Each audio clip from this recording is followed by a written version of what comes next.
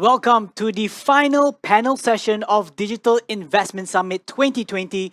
Make Malaysia your digital home. Malaysia, as an investor-friendly nation, is garnering digital tech investments from global and regional powerhouses looking for a launchpad to ASEAN. Together with me in the studio is Mr. Choong, Vice President, Investment Development, Mdec. And also joining us from his office is Mr. Arham Rahman, Deputy CEO 1 of Malaysian Investment Development Authority, MIDA, for the virtual coffee chat. And first and foremost, allow me to give a brief background of our panelists for this session. Choong is the Vice President, Investment Development ID of Malaysia Digital Economy Corporation, MDEC, joining in October 2016. As the VP, he oversees investment attraction to client management and development, as well as supporting the local digital services companies to go global. Additionally, Hugh looks into matters relating to the industry critical enablers or ecosystems to ensure the continued development of the industry. Now, Hugh has more than 20 years of working experience in the private sector, consulting, as well as B2B sales and business development. He started his investment attraction and facilitation role in another investment promotion agency as a pioneer member in 2011. He led the investor relations team in attracting large Fortune 500 or Forbes 2000 multinational companies before moving into his current role in MDEC. Next is Mr. Arham, who is currently the Deputy Chief Executive Officer 1 of the Malaysian Investment Development Authority, MIDA. He joined MIDA as an Economic Affairs Officer in 1989. He worked primarily in the Foreign Investment Division, which is MIDA's frontline division for attracting and facilitating foreign investment into the country. Mr. Arham has served in various overseas missions in Europe and the US. He was promoted as Director of Foreign Investment Division upon returning from New York in 2013. In the beginning of May 2015, Mr. Arham assumed the position as the Executive Director of Investment Promotion and led 3 divisions of MIDA, namely Foreign Investment, Domestic Investment, and Corporate Communication. In addition, he also supervised the coordination of MIDA's 12 state offices and 20 overseas offices. He served as the Deputy Chief Executive Officer 2 of MIDA from 1st March 2018 until February 2019. And now, ladies and gentlemen, enough of monologuing for me. I'll now pass the floor over to Mr. Hugh for a snapshot of the Digital Investment Summit. Thank you, Shaun. Thank you. First of all, I'd like to say time flies. It was on Monday, which I felt like a short while ago, where I was here welcoming all of you to our Digital Investment Summit at Malaysia Tech Month, a 5-day event showcasing Malaysia as the investment destination for digital tech and services. A packed 5 days because we had lots to offer and lots to share. Blink of an eye, we are here on Friday afternoon having a chat with Arham or Mr. Arham after this, sipping our coffee or our drink. So I hope that you have your own mug or favorite drink with you. Before we move on to the conversation, let me run through a snapshot of the Digital Investment Summit that we have gone through in the last 5 days. Can I have the slides, please? So, first day, we announced our aspiration to be Malaysia as the heart of digital ASEAN. It's a very aspirational statement that will bring us in our journey to create digital economy to be the key growth driver for Malaysia. So we highlighted where we are regards to digital economy, which is contributing to 19.1% already to Malaysia's GDP. We had our minister in the Prime Minister's office in charge of economy, that is Datuk Sri Mustafa Mohamad, addressing us, sharing with us how Malaysia is advancing digital economy to drive shared prosperity. We had consultants, we had the top tech companies in the world globally sharing with us the elements that will help Malaysia to become the heart of digital ASEAN, as well as we had Cyberview, the master developer of Cyberjaya, where MDEC is located in, sharing their new aspiration in terms of bringing more innovative activity or more innovation to Malaysia. Moving on to second day, which is in the next slide, we engaged or we invited consultants to share with us the digital investment and market landscape, whether we are talking about Malaysia or we are talking about in the region where we had the honor of having Tan Sri Munim Majid of Chari to share with us the digital economy of the region within ASEAN itself. We also talk about the talent that is required to be upskilled and scale up to support our digital economy aspiration. Going down south, we actually had Johor sharing with us their aspiration in creating blockchain at Medini, which is a blockchain village focusing on the innovation of blockchain technology. On the third day, we discussed the tech ecosystem comprising the soft element that is required to make Malaysia the focus for digital economy, looking at technology sandbox that have encouraged local companies to develop new solution using the sandboxes that we have, also including the fintech industry that is also leveraging on the innovative sandbox that has been created by our central bank. Moving north, we also had Penang showcasing why Penang has a matured digital ecosystem and strong local support, strong local government support to encourage startups and scale-up technology companies to operate out of Penang. On the fourth day, focusing on global business services, a very important industry in Malaysia that has created in excess of 100,000 jobs, getting the industry to move up the value chain, to future-proof the industry by going through a very strong effort in digitalization. We had industry players talking about how they are supporting the industry through upskilling and reskilling of the existing workforce as well. And we also touched on data center. That is a very important element or important infrastructure that will support the digital economy growth in Malaysia. Coming to today, which is the fifth day, we talk about how companies can accelerate their growth in ASEAN, focusing on starting their operation in Malaysia. So we had discussion on how local companies are collaborating with large technology companies to step into the ASEAN market. We discussed on the talent that we have. Again, talent, as we know, is a very important initiative that we have in Malaysia to make sure that we have the right ingredients to support, again, the digital growth, digital economy growth in Malaysia. So that brings us to our Heart of Digital ASEAN initiative. Can I have the next slide, please? Where we want to bring in center of interest. We want to bring companies to set up center of excellence here in Malaysia, as well as encourage companies to set up innovative activities or, again, innovation hub based out of Malaysia. So all in all, next slide. This is supported by the three key pillars of Mdec. That is to make sure that we have digitally skilled Malaysian to support the industry growth, bringing the right digital investment into Malaysia, as well as to ensure Malaysia business digitalize to make sure that they're future-proof in the foreseeable future in the area of digital economy. So with all the effort starting 20 over years ago, we have managed to bring a lot of companies in, whether it's a regional head office, global IT operation, as well as to set up education hub here in Malaysia. And we definitely hope to see more of these activities being set up here in Malaysia. Thank you. All right, thank you very much, Mr. Hugh, for the insights and also recap of the past 5 days for Digital Investment Summit. And now we'll be moving on to our panel discussion, again with the topic, Make Malaysia Your Digital Home. Now I have the first question here. I'd like to address it to Mr. Arham. Now, what is MIDA and what is MIDA's role as an investment promotion agency? Shaun, for this question. And first of all, I would like to take this opportunity to Mdec and the other organizer for inviting MIDA to this session. Okay, back to your question, for the benefit of all participants who are with us today virtually, MIDA is the government principal agencies in terms of promotion as well as the development, in particular for manufacturing and services sector in Malaysia.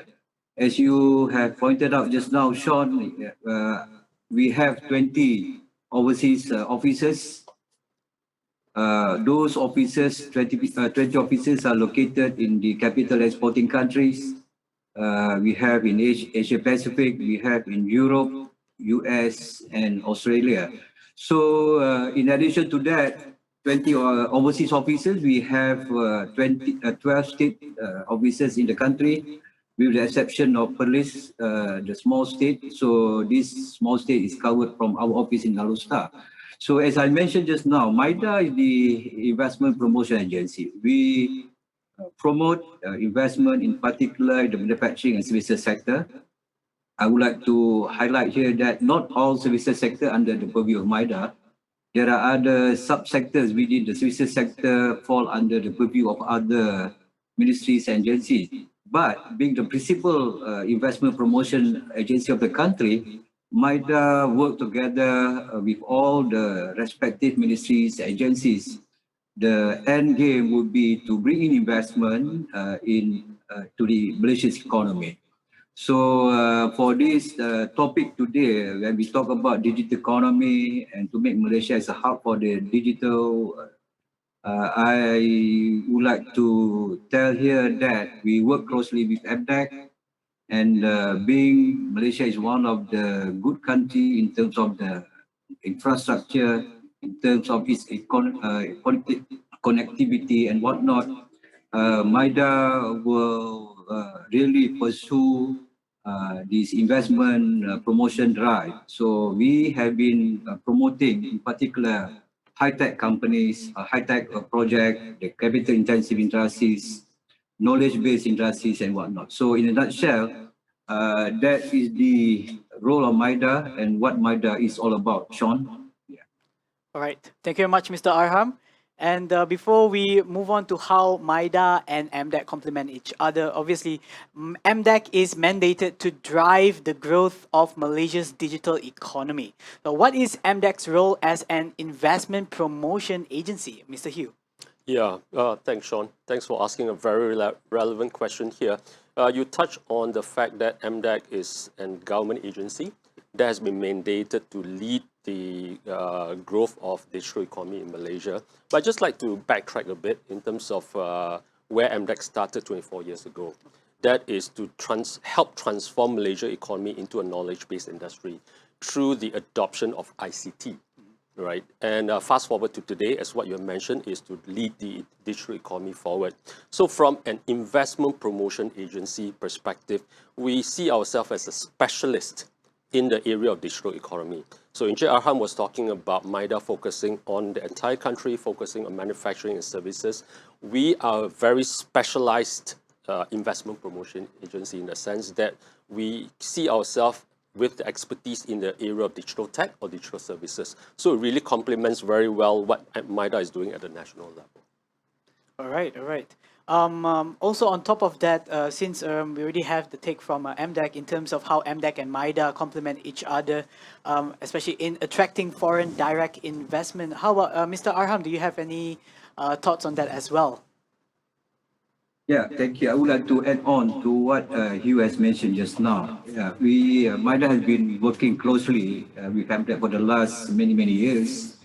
And in fact, based from these two organizations, the collaboration, we have managed to bring in some good investment into the country, in particular in the space of digital economy or something like that. And just to share with you, now MIDA and MDEC is part of the committee in terms of the data center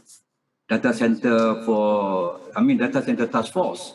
So we have this what we call the data center task force, where all the relevant parties within the ministries and government, we work together and we try to facilitate. We will ensure that all those projects that have interest in MIDA in Malaysia will be able to have an easy process in terms of getting their investment in Malaysia. So again, MIDA have been working closely with MDEC as well as other investment promotion agencies in the country. All right, thank you very much, Mr. Arham.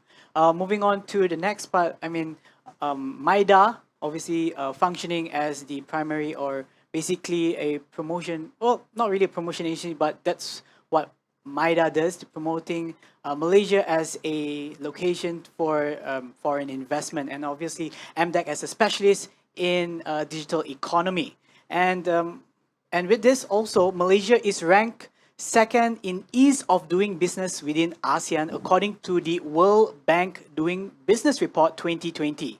Now, do you think that we can ever achieve the #1 ranking in ASEAN? And how do you see MIDA and MDEC's role in achieving this standard? Thank you for the question. I really hope that we can be the #1. So you know who is the #1. But even though we are not there yet, I have I'm always have this positive attitude that we are very confident that we will be the #1 somehow and sometime. So even though we are having this steady improvement in terms of making Malaysia as an easy place to do business, so there's a lot of things to be undertaken or to be done, I must say here. But nevertheless, we have for the last many years, based on the measures that we have undertaken, we have so-called climb up bit by bit, and so far, I think it's already publicized elsewhere in terms of the attractive emerging market in Asia by Bloomberg back in 2018, Malaysia is #1 already.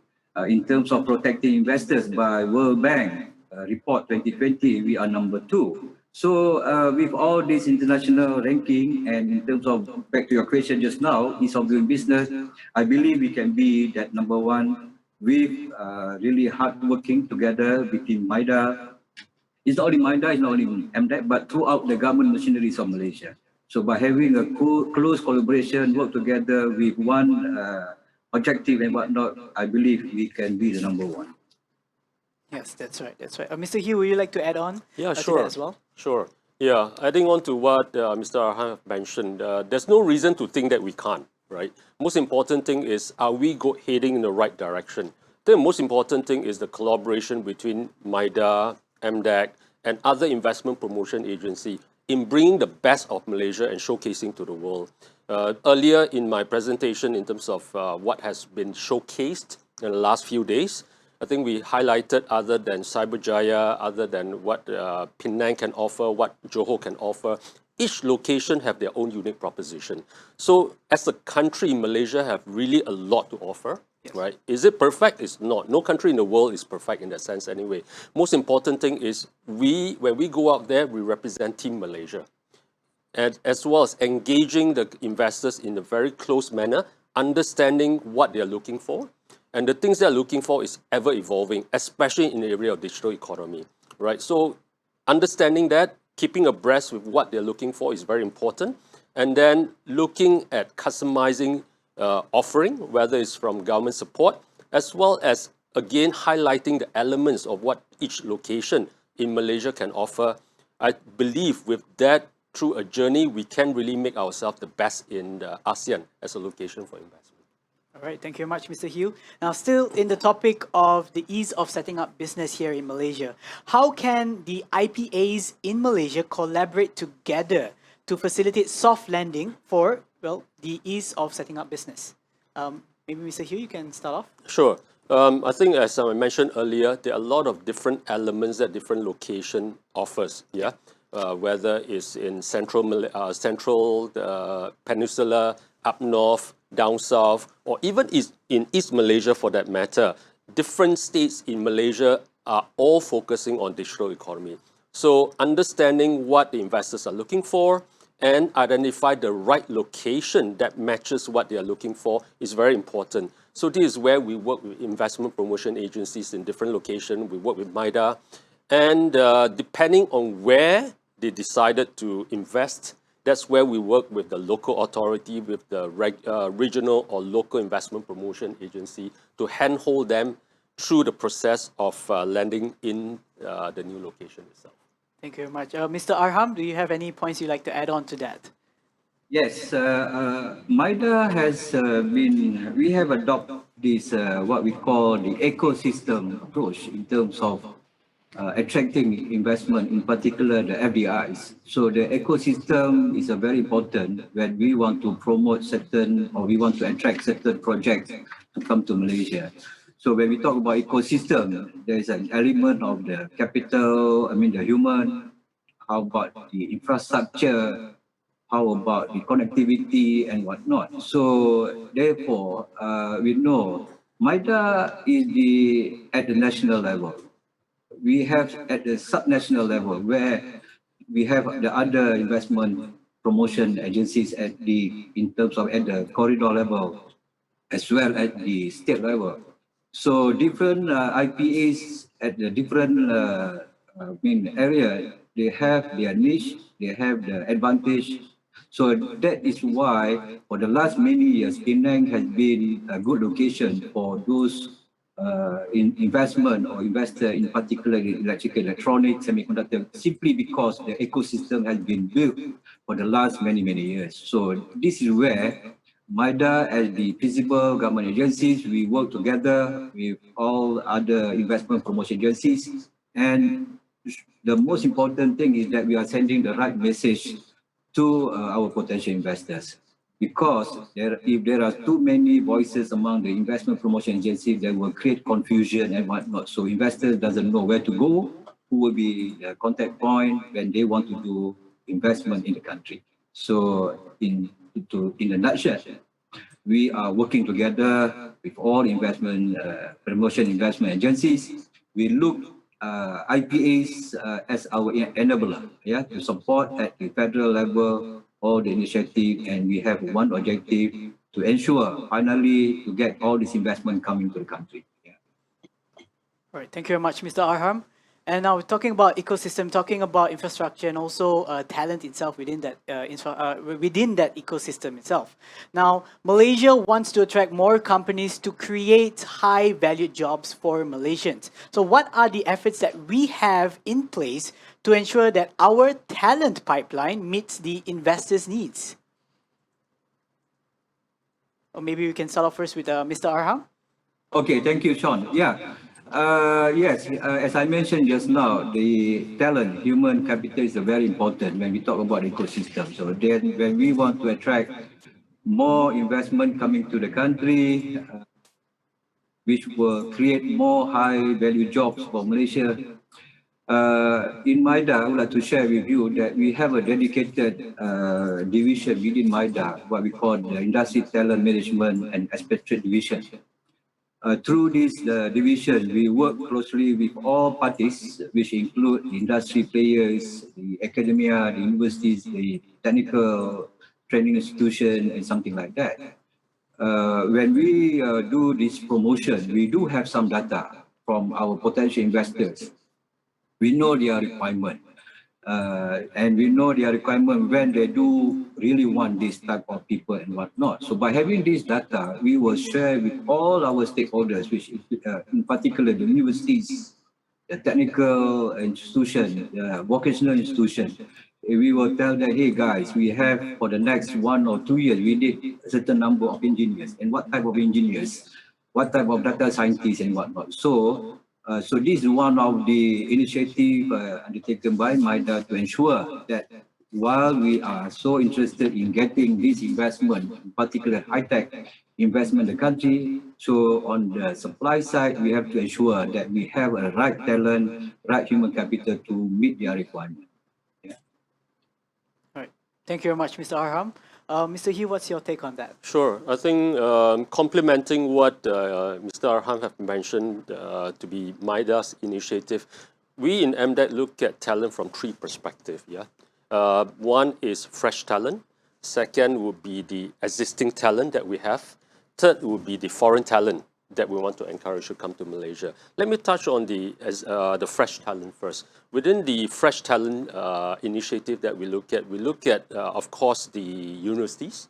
That's where the source of immediate fresh talents are.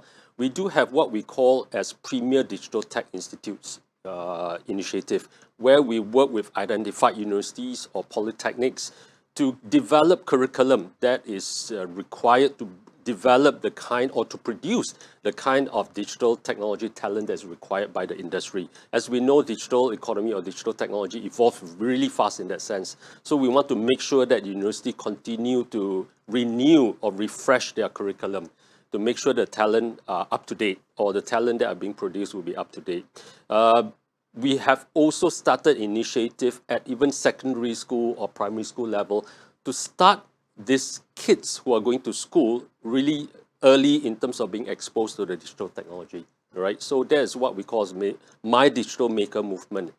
Regards to the existing talent that we have in the industry, we believe in reskilling and upskilling, again, to future-proof their relevance in the industry or in the digital economy itself. So we have actually brought in a few schools that are focusing on digital technology.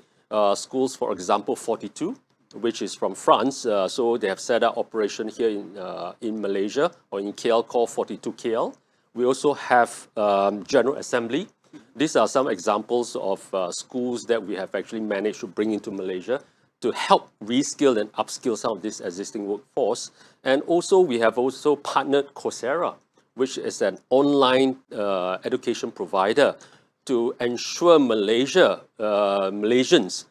to have easy access to some of these reskilling, upskilling courses that are available online. And finally, I mentioned about foreign talent.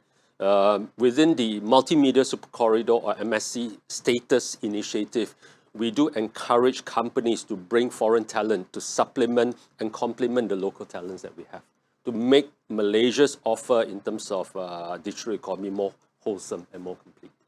Thank you very much, Mr. Hugh. Now, you mentioned the word MSC, where MDEC is actually synonym to MSC Multimedia Super Corridor. What is MSC and how has MSC evolved since it was incepted 24 years ago? Yeah, definitely you used the right word that Mdex started off being synonymous with MSC or Multimedia Super Corridor. In fact, Mdec has been the guardian of MSC since 24 years ago, which we still are in terms of being the guardian of MSC. So what is MSC? MSC, as I mentioned earlier, is a program, is an initiative of Malaysian government to transform Malaysia's economy from a traditionally agricultural economy to manufacturing and moving on to a knowledge-based economy, yeah, and being led through the ICT, right? Information communication technology industry itself.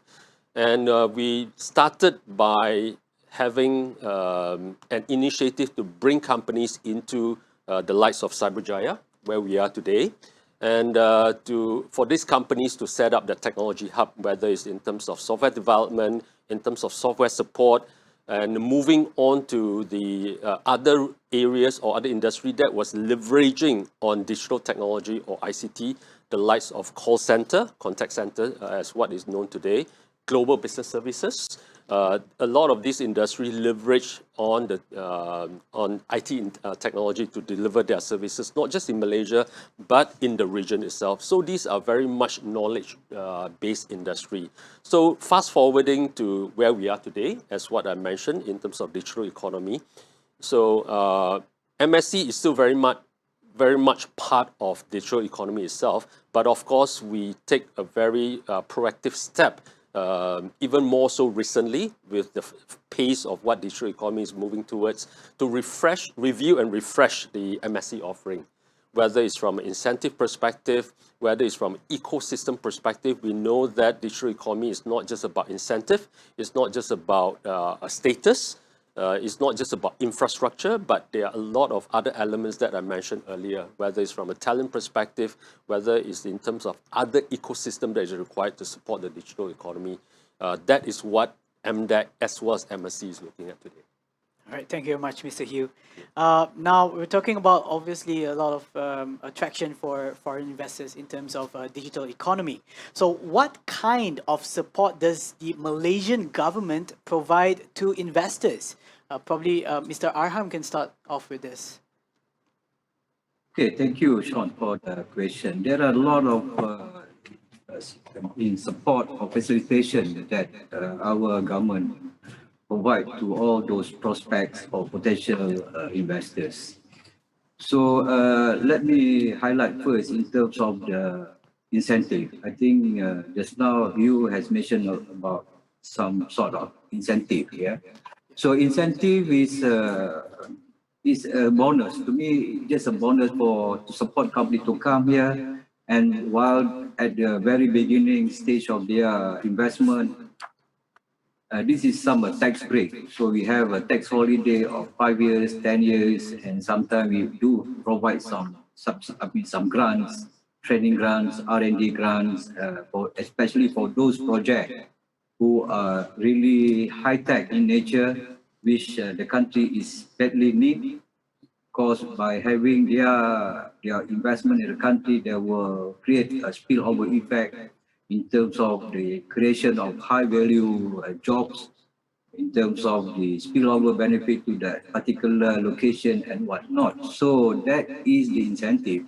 But for me, when MIDA for the last 50 years, over than 50 years, when we started back in 1967, we always our value proposition would be the country itself. Yeah, the country is so strategic located. I mean, the in terms of the location, is strategically located in ASEAN, whatnot, and then in terms of our infrastructure, is so developed in terms of connectivity and whatnot. So with all these good factors in Malaysia, we provide. In addition to that, we want to facilitate or to provide assistance to investors so that when they come here, in terms of getting all the approval will be in terms of the timing will be in a short period of time. So for your information, we have,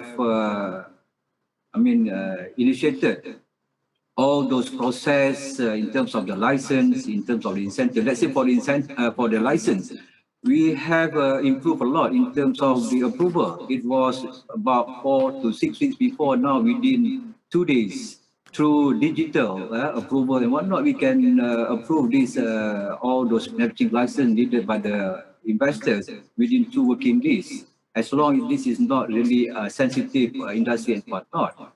In terms of the implementation, it was before a big issue for companies.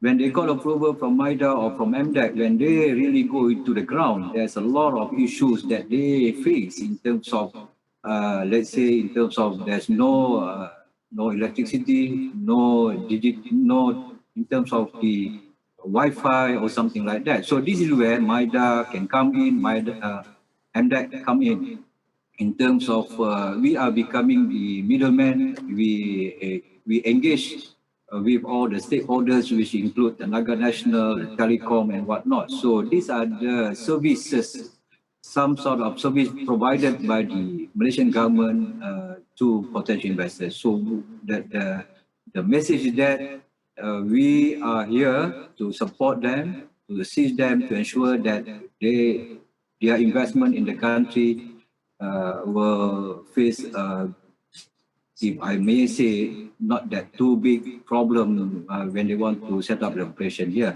And most important thing is that when they are here, we want them to be here for a longer period of time. So that to ensure that they remain in the country, this is again another service provided by the government to ensure that what problem they face, and what would be their problem and what not. So we are here for them if they have any issues when come to their investment in the country. Thank you. Yeah. Thank you, Mr. Arham. How about you, Mr. Hugh? Would you like to add on any points onto that? Sure. I think in terms of what Malaysia government can support or offer, it's very important for us to really understand, first of all, what their needs are, what their priorities are, what their strategies are, what their focus are. Yeah. Breaking into the different stages, what Malaysia can offer, I think first of all is, I mentioned about understanding them. So that's one. Second is educating them in terms of what Malaysia can offer. Third is facilitating, and fourth is growing with them, right? So first of all, as I mentioned, really understanding their needs, what their priorities are. Some of them want to set up an operation here in Malaysia for ASEAN, just to kickstart the business, right? So they may not invest too much, but understanding the market in Malaysia or understanding the market in Southeast Asia will probably be their key focus. Yes. So what can we do to help them on that?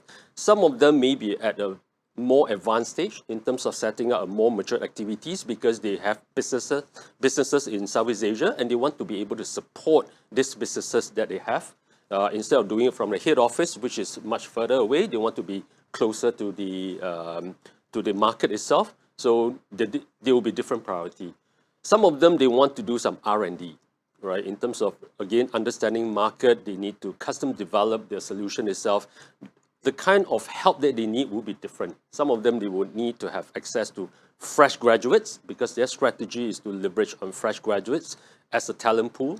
Some of them have a different strategy of having a small operation, but they want to collaborate with other companies that are operating here, whether it's other foreign tech companies or local tech companies, right? And some of them may want to do a training hub here, right? And they are willing to even work with the universities, putting their own staff as a visiting lecturer with universities. So there are a lot of different type of needs. The most important thing is really understanding their need and how do we facilitate the realization of some of these needs that they have.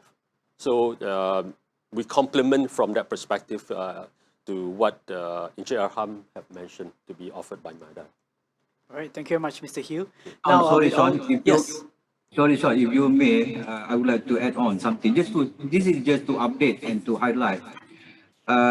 Based on the announcement of the budget 2021, the government has announced a few measures and few so-called incentive and support to to attract more investment into the country, in particular the FDIs. So based from our experience that we face because of this COVID-19 pandemic, there are many incentive or support to support all those to not only the FDI but also our domestic companies for them to to leapfrog from the non-ordinary or traditional way of doing business towards digital initiative and whatnot. So under this new budget 2021, there's a lot of provision in terms of for companies to adopt digital digital way of doing business and whatnot. So this again, I think this is the right platform to highlight about this opportunity for companies, in particular our domestic companies, if they want to be part of the supply chain, value chain to foreign direct investment, we will support them in terms of adopting the Industrial Revolution 4.0 as well as the digitalization. Yeah.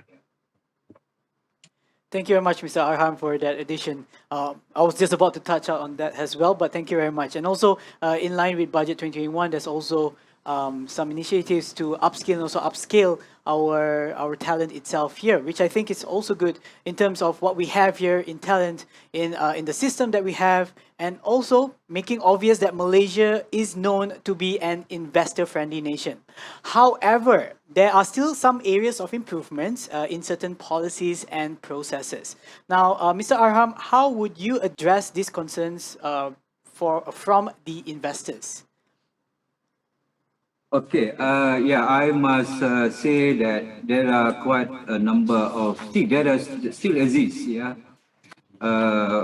some in terms of to do business in Malaysia, definitely there's a lot of improvement in terms of the policies, in terms of processes and whatnot. I already highlighted some of the initiative undertaken by MIDA recently. In terms of processes, in terms of getting this merchant license, the incentive, we have introduced the electronic license ML initiative, whereby within 2 days, all those projects can be given approval. For incentive, we are targeting around 7 working days and whatnot. There's in terms of implementation, I'm talking just now. I was talking about approval at the approval level. When it comes to implementation, there's a lot of improvement need to be done. So therefore, as announced by the Prime Minister during the Penjana on the 5th of June, we announced that there will be a dedicated unit within MIDA, what we call PACU, PACU. This is the Project Acceleration and Coordination Unit, where we want to ensure that all those projects that have been given approval will be implemented as soon as possible. We have identified at the state level, at the local authority, at whatever level, at the subnational level, there's a lot of issues for investor to really start their project. So therefore, by having this being PACU, we will track and we will monitor that this project will be implemented or will be on the ground in the shortest period of time, if possible. And another thing is that there's an improvement which I can see that what investors are looking at is the certainty as well as the clarity. So we have to be the certainty in terms of policy. So once you have this policy and the clarity of the policy is very important so that investors know how to do their investment in Malaysia, they can expect what will be the outcome and how long the process takes and something like that. So back to your question, there's some improvement need to be done to ensure that all those investment coming to Malaysia, because now we are competing with all those other neighboring countries. They are also very aggressively promoting FDIs in particular. So therefore, we have to improve some of the policies, some of the processes to ensure that these investments are coming to Malaysia. Thank you very much, Mr. Arham. And for Mdec being the specialist in digital economy, what's your take on that? Sure, yeah. Let me give a added perspective to that from a digital economy. We all know how fast digital technology is moving and evolving these days, yeah? Yep. And I don't think there's any country in the world who can proclaim that their policies, their processes are either in tandem or ahead of digital technology. Even no matter how fast you catch up, 2 days from now, 2 weeks from now, 2 months from now, the technology will probably be ahead of you in that sense. So taking a very proactive step in really understanding what's the latest, what's the greatest, and try to anticipate what are the changes that is required to keep up with them is a challenge that a country like Malaysia have to take. Let me give you an example. Yeah, now the digital economy is all about data. Yes. Right? Data is the new oil, as what everybody says. Now, how do you govern data? Depending on which country you are in, some countries have a lot more freedom in terms of data usage that comes together with the human freedom, right? There are countries who are taking a more aggressive use of data even at the government level, right? Some government may take, as I mentioned, a more open view in terms of data usage. Some of them takes a very tight view of data usage. So which is which? In terms of promoting the right growth of digital economy in that sense. Another example would be in terms of drone tech, right? We like to say that Malaysia really wants to promote Malaysia as a location for company to test bait drone tech. If you look at drone technology, there are a lot of areas that Malaysia or any country for that matter need to look at, right? Test flight, for example. How you govern or give approval to flights of drone versus how do you give approval for the flights of commercial planes will be very different because of the volume. Commercial planes or even private jets, you don't get so many of such flights, and a lot of such flights for drone are done almost immediately. When they decide to fly a drone, they decide immediately, there and then. Whereas commercial flights are very different. There's pre-planning and all the stuff. So looking at that will be very different. Another example would be Fintech, right? Prior to this, you need to get a license before you're able to give out loans, whether it's from a bank, whether it's microcredit from other credit company. But when it comes to Fintech, there are a lot of crowdfunding platforms where companies can actually tap onto that platform to get loans, to get funding itself. So how do you govern this? Because you literally flatten the entire industry where the barrier to entry has actually been eliminated in that sense. So all this require government, I wouldn't call it intervention unnecessarily, but government review from time to time. All right, thank you very much, Mr. Hugh. And you were mentioning also a lot in comparing different countries, stating how well their system may be, and they might be behind from how they may assume to be. But in comparison with other countries as well, other countries may have fiscal incentives all over the world. And what sets Malaysia apart from its competitors beyond just fiscal incentives? Yeah, I think you're right in saying that you point out on the fiscal incentive. Fiscal incentive are there, can be there, or can be easily created depending on the country focus, right? What's important, as what you mentioned, is what else can Malaysia offer? Yes. I think strategic location in ASEAN is very, very important. We all know where we are in ASEAN. In terms of the talent that we were talking about, other than Malaysia's initiative to create more tech-related talent on a very conscious basis, would be the natural advantage that Malaysia has in terms of our multilingual capability, right? Because we are a multiracial country, Yep. so that enables multilingual capability. The other one which has been highlighted to us by a lot of investors is the multi-cultural part. Never underestimate the multicultural importance, because when you set up a base in Malaysia for ASEAN, ASEAN, mind you, is still a country, a region of 10 countries Yeah. with different cultures. So it's very, very important to go to a country where you can find talent that are able to seamlessly work with or work in those ASEAN countries that the company want to invest in. So that's very important as well. I mentioned about data. I think when it comes to digital technology these days, you need to test bed the applicability or develop new solution based on the technology that you have in the head office. When you bring it over, you need to test bed it. Yes. So test bedding a technology in a location that offers you the right environment is very important. We discussed about policies. Yeah. The other part, going back to drone tech, when you want to test bed drone tech, you need the different kind of environment.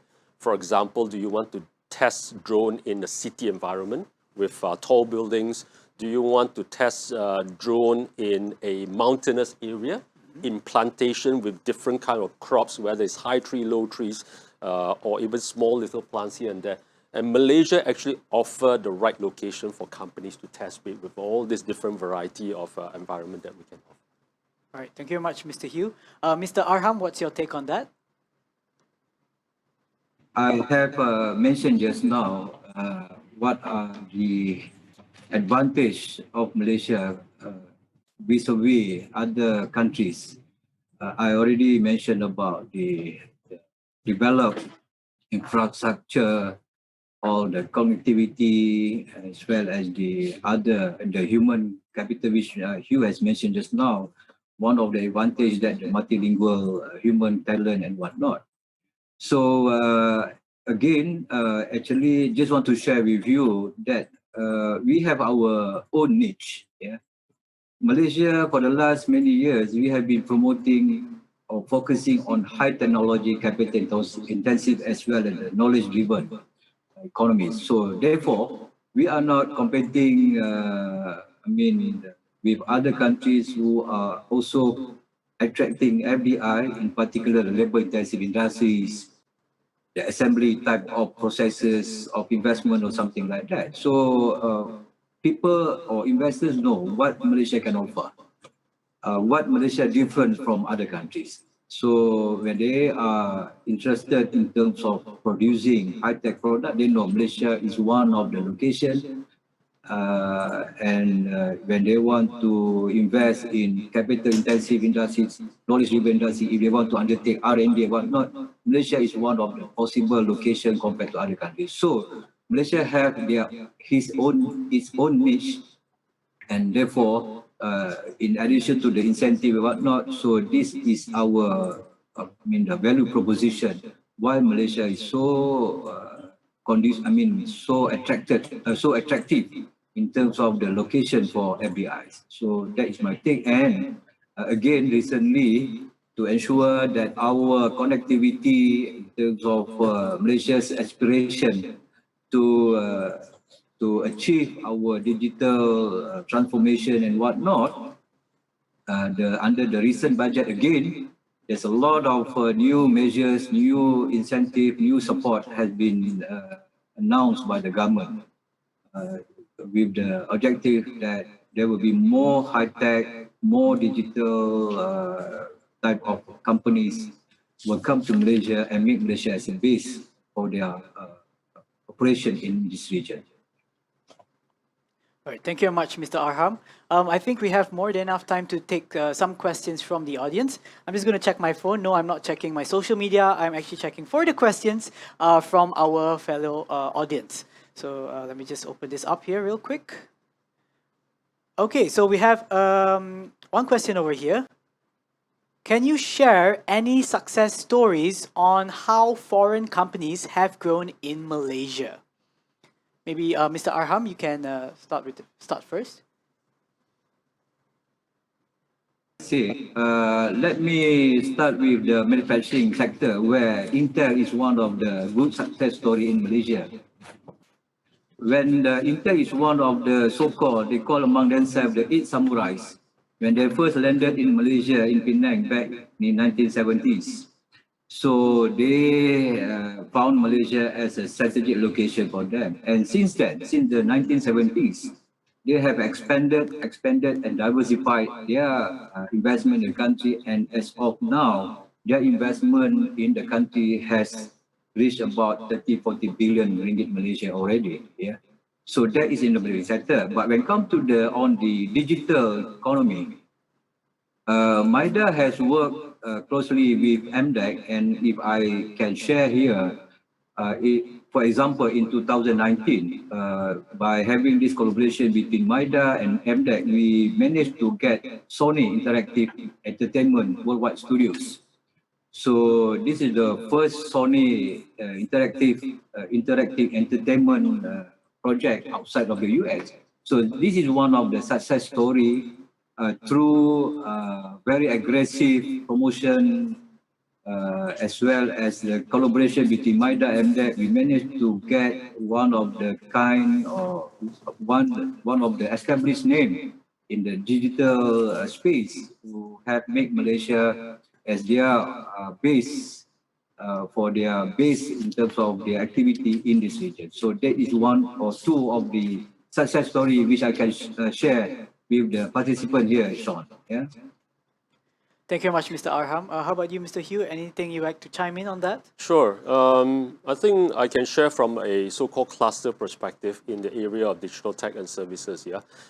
For those of you who are familiar with, let's say, Kuala Lumpur or Cyberjaya itself, you find that there are quite a few financial institutions, the likes of Standard Chartered, the likes of HSBC, or even Royal Bank of Canada, have set up their operations here, whether you're talking about digital services or digital tech, where they started off with very simple, what we call as transactional type of activities, yeah, leveraging on digital technology to process their businesses, whether you're talking about financial transactions or business transactions or like. But you'll find that over time, they have actually upskilled and gone up the value chain in doing more analytical type of work. And even more so, some of them, they have actually set up their cybersecurity operations here. They have set up even the head office of all their regional operation based out of Malaysia itself. And again, these are very much centered on digital technology. We have the likes of DHL, who have set up their DHL IT center here in Cyberjaya. Encik Arham was talking about up north. Let me give an example. Even in Penang, there are other companies who are in the E&E space. The example of Motorola, who have moved from just manufacturing into other type of services, including design services. Even technology companies like Dell, who have also expanded their operations in Malaysia recently, moving into software development itself, leveraging and tapping onto the kind of ecosystem that the Malaysian government have developed, particularly in the area of talent, right? There are a lot of examples in terms of what companies have done and done successfully. One more example, I'd just like to quote companies like NTT, who started in Malaysia as part of the initial MSC initiative 24 years ago, who has been focusing a lot on data center operation. And today, they're still investing on new data centers to be built in Malaysia because of the progress and success that they have achieved in Malaysia itself. So we can go on and on and on with a list of companies, but just want to share with you a taste of, a glimpse of all the different successes that we have. Thank you very much, Mr. Hugh. Moving on to our next question. I've read through the question. I think we've already touched on this, but just in case, the question goes, it's good to know that as a government delivery arm, we are confident to lead in terms of ease of doing business. But in reality, are we ready as a nation in terms of infrastructure? And how about the readiness of local human capital? Yeah, Mr. Hugh, would you like to touch on that? Sure. I think in terms of infrastructure, a good example as an evidence that we do have good infrastructure is during this COVID-19 pandemic, right? We found a silver lining whereby a lot of companies have successfully transitioned from work in the office to work from home, right? Whereby we have been told by a lot of investors when Malaysian government announced the lockdown in the form of Movement Control Order or MCO, it got them really worried. They were scratching their head. What do we do? Our business needs to continue, right? They dust off their business continuity plan, open it up, look at it, and realize that, hey, this business continuity plan, a lot of them say move to another location or just trigger off another their operation in other countries to take over. But the whole world was under lockdown, including Malaysia. They can't do that, right? So the other option is to work from home, as what Malaysian government encouraged them to do. And some of them came back to us and said that within 2 or 3 days, initially it was a bit messy, but within 2 or 3 days, they've settled down really well. That if not 100%, at least 80-90% of their staff were able to work from home.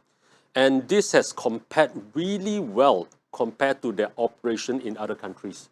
More so that the so-called the challenges or the mess that COVID-19 pandemic have created in their operation around the world, the company head office or regional head office decided to move more activities to Malaysia.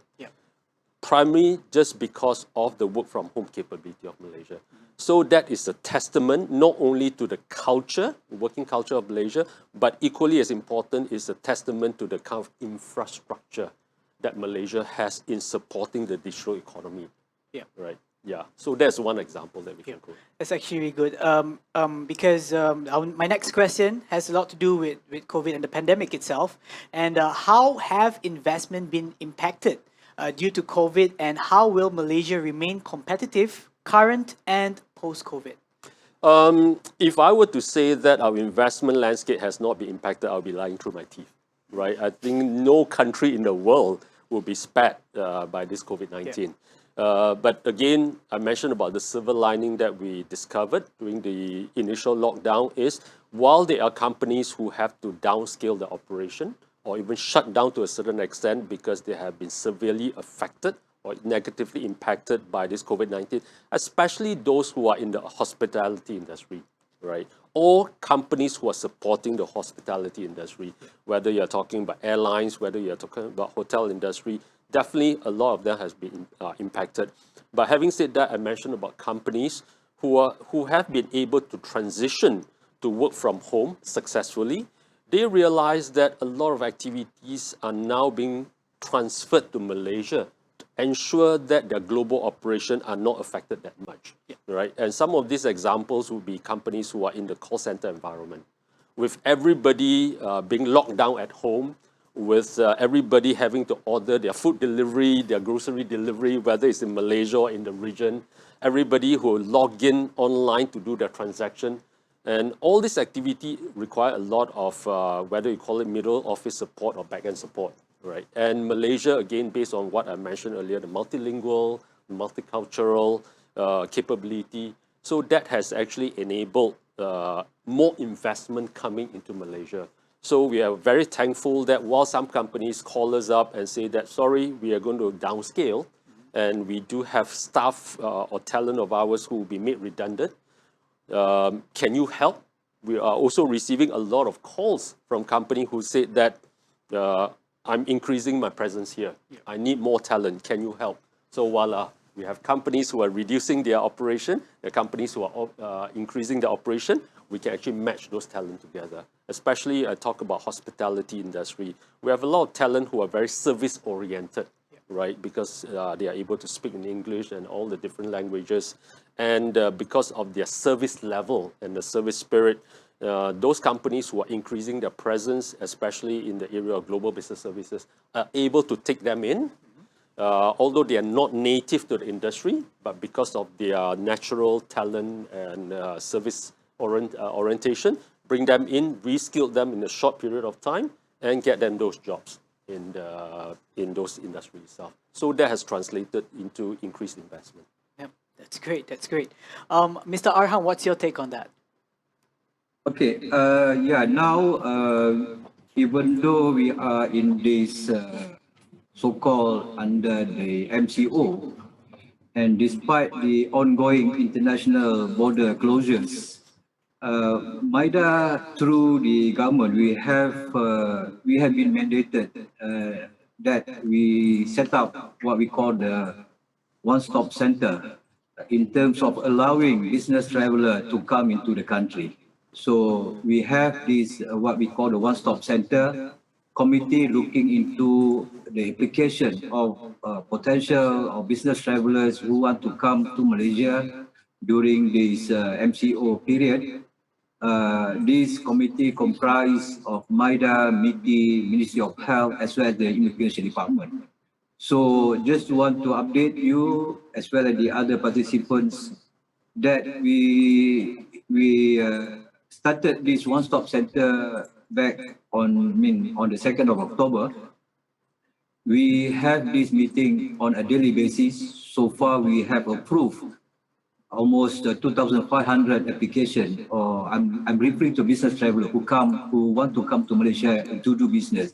Some of them, they already have their business or investment in the country. Some of them are owners of the companies who want to do business and whatnot. So we have allowed about 2,500 people to come.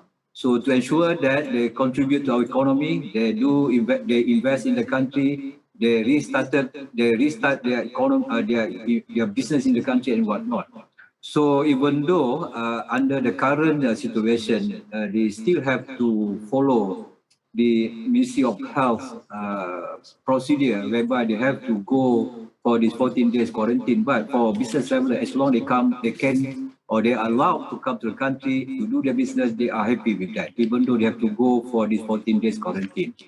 And just for another information is that when we open up our country, economy, when we open up this business activity sometime in June and whatnot, the numbers of approval or numbers of interest among the investors who want to do business in Malaysia has been increasing. No doubt the first 2 quarters, the amount of investment is very low compared to the first 2 quarters 2019. But based from the figures as per the first 9 months from January to September, we have been increasing. That's an increasing trend nowadays. Yeah, the investment is coming in, and then for those who are already here in the country, they have been expanding, diversifying their investment and whatnot. So once again, I would like to share that we are in the period of recovery. So therefore, MIDA, Mdec, and the whole government of Malaysia, the whole government ministry of Malaysia, we are working together to ensure that our economy is booming or is in the process, is in the increasing trend, so that we can recover economy. At the same time, we have to balance with the health and whatnot. So therefore, a strict SOPs guideline by MOH is still very important. At the same time, don't forget that economy is also very important to the country. Thank you. Thank you very much, Mr. Arham. I think we are almost out of time, but maybe we can just end with, let me just double check. Okay, yes. I think we have just one more question here, just to sum up everything. What are the 3 key learnings for our audience to take away from this session so that they would make Malaysia their digital home? Mr. Hugh, maybe we can start with that. Sure. I think the key message that we want to present to investors, which is what we have announced since day one, that is our aspiration to be heart of digital ASEAN, where Malaysian government is very supportive of digital tech investment, whether it's in terms of digital technology development or digital services delivery in that sense. In terms of statement that we are open for business despite what's going on during this pandemic lockdown, and in terms of our support as investment promotion agency, whether it's MIDA, Mdec, or other investment promotion agency alike, some of them have actually presented in the last couple of days all the unique offerings of theirs based on the different location that they are in. I think combined together, we are Team Malaysia, and there are lots that Malaysia can offer. So do come and talk to us and tell us what you're looking for, and we would definitely be able to find a solution to cater for those needs of theirs. Thank you very much, Mr. Hugh. And Mr. Arham? Okay, thank you. The first one would be Malaysia's position as the preferred investment destination remains strong despite the current global economic uncertainties because of the COVID-19 pandemic. As I mentioned just now, for the third quarter, during the third quarter period, there's an increasing trend in terms of approval number of investment approved by MIDA and other agencies. Number two, Malaysia offers a cohesive ecosystem and is a perfect launchpad for companies who want to do their business in Malaysia to cater for the region. And the last but not least, the Malaysian government is very supportive in spearheading the nation's, especially the digital agenda, with a maturing ecosystem in Malaysia. So therefore, companies that are interested to start and expand their business in Malaysia can definitely reach out to MIDA or to Mdec to explore various government support and incentives. Thank you, Shaun. Thank you, Mr. Arham. And just to sum up our panel discussion for today, now, why make Malaysia your digital home? Now, obviously, number one, with the systems, the policies, and also the infrastructure, as well as our highly skilled talent in place. Not only that, the support from the government, as well as the ease of setting up business. These are just some of the many points that we have highlighted today. It is an obvious reason or reasons to make Malaysia your digital home, and also Malaysia as the heart of digital ASEAN. Thank you so much again to Mr. Hugh as well as Mr. Arham for the insightful conversation. And we hope that investors out there have captured the key takeaways from this coffee chat. And so, ladies and gentlemen, we have come to the end of Digital Investment Summit at MTM 2020. Thank you once again for joining us for these past 5 days. And while the session for these 5 days have ended, we kindly invite all to continue being part of the MTM 2020 experience, as the whole month will be laden with satellite programs which you may be able to attend via signing in to your MTM 2020 dashboard. Similarly, if you have any questions or if you'd like to reach out to our event admin, you are more than welcome via the chat box for any form of assistance you require. And with that, ladies and gentlemen, we end the session with a high note and immeasurable thanks. We thank you once again for being the very components that have driven Digital Investment Summit at Malaysia Tech Month 2020 to its height that it's been able to reach. Thank you once again, ladies and gentlemen, and until we meet again. Looking for a place to start or grow your digital business? Find a central location where talents converge. Get easy access to regional markets.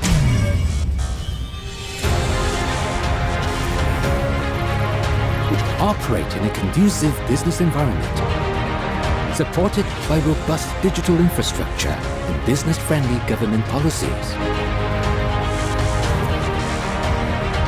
Enjoy high quality of life at lower costs in one of Asia's friendliest cities. Follow your heart to Malaysia, the heart of digital ASEAN.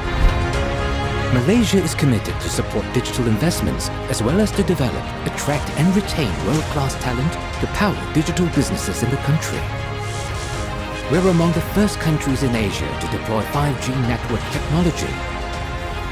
the next-gen communications platform that offers increased bandwidth at much faster speeds. We also formulated the National Fiberization and Connectivity Plan to improve broadband quality and coverage, as well as reduce prices to ensure no community is left behind when it comes to high-speed broadband access. To support Malaysia's ambition in becoming a digital powerhouse, we have introduced new digital-first policies that drive investments into Malaysia's robust as well as versatile digital and tech ecosystems, while reinforcing the foundations that are already in place. Malaysia offers a fertile environment to accelerate and promote sustainable growth for the nation's digital economy. Businesses, big and small, are supported with a wide range of incentives and development programs to grow startups, digitalize SMEs, and globalize scale-ups. To nurture and build a digitally skilled workforce, Mdec also created a holistic talent development ecosystem with action plans such as nurturing digital skills at the school level through K-12 digital tech programs, partnering higher education institutions to develop a future-ready workforce, upskilling the existing workforce to equip them for the digital economy, easing the work visa process via a green lane facility for key digital talents in emerging technologies, designing the digital talent development strategy framework to address the growing demand for a digital-savvy workforce. All these efforts contribute to Malaysia ranking second in Southeast Asia in terms of future readiness for the IND World Digital Competitiveness Ranking 2019.